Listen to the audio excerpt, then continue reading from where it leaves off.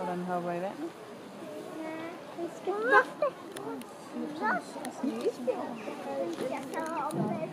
Nu kan I se, at vores store handisbjørn, han er kommet ud her i anlægget. Og hvis I kigger på hans snude, så kan I se, at han står altså og vejer sådan med snuden op i luften, og han snuser rundt omkring.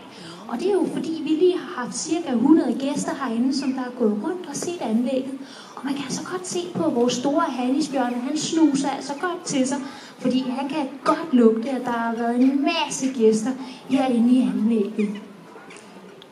Det her, det er jo en rigtig stor bjørn, og det er jo faktisk verdens største landlevende rovdyr, som vi har herinde. En stor handisbjørn, som vores handisbjørn, han kan komme helt op og veje omkring 700 kilo. Så meget vejer vores store handisbjørn ikke, men det kan de. Hunderne, som vi også har en af, hun er ikke herinde i anlægget i øjeblikket, de kan komme op og veje omkring de her 500 kilo. Det er lidt sjovt, hvis I lægger mærke til vores handisbjørn herinde. I kan altså se, at han snuser altså over det hele, og det er jo fordi, at I netop har været herinde i anlægget. Som jeg også fortalte før, så har isbjørnen den her helt fantastiske lugtesans.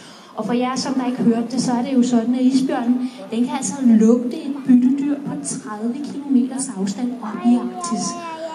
Den kunne også lugte en anden bjørn, hvis det skulle være. Det er sådan, at hun og handisbjørn, de skal jo finde hinanden for at parre og for at kunne lave nogle unger.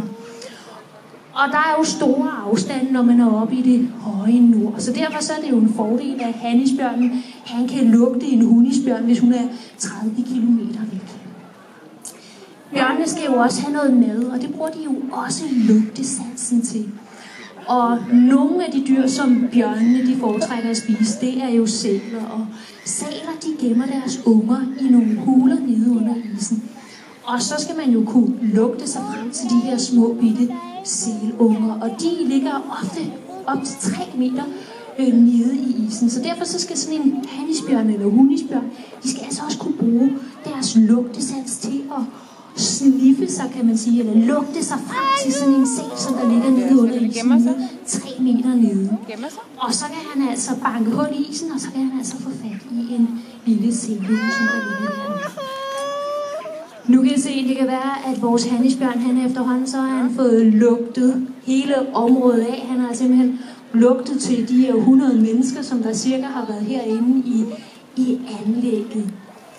Hvis der er nogen af jer, der har nogle spørgsmål om isbjørn, så er I velkommen til at komme hen til mig. Jeg står sådan cirka midt i det hele, og ellers så vil jeg bare ønske jer alle sammen en fortsat god dag herinde i Zoologisk Have.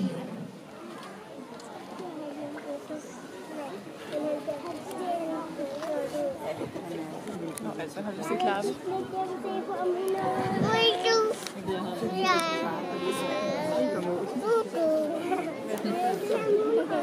Isbjørnen.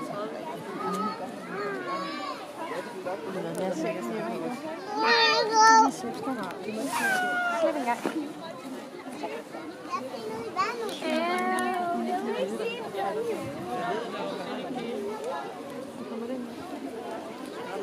Jeg skal sove nu, alt hvad det gør.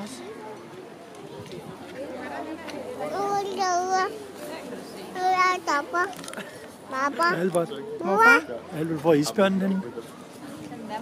Der. Der er den.